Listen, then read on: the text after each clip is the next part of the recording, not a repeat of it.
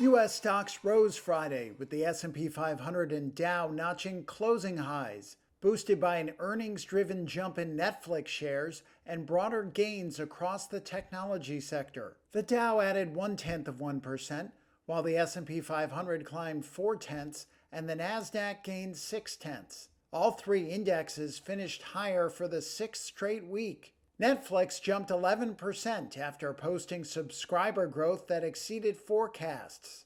And shares of Apple gained after data showed a sharp increase in new iPhone sales in China. While tech stocks continued to drive the market higher, other sectors are participating in the gains too, which Landsberg Bennett Private Wealth Management Chief Investment Officer Michael Landsberg sees as a positive. What we've seen is whether it's financials, industrials, utilities have been a great story in the last 90 days.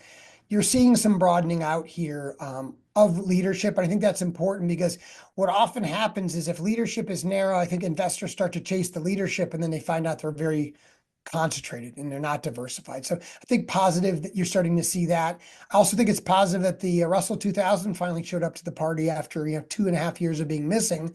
It's nice to see some small caps starting to participate as well. On the downside Friday was American Express, shares of which fell 3% after its quarterly revenue missed expectations. And shares of CVS Health dropped 5% after the company replaced its CEO and withdrew its 2024 profit forecast.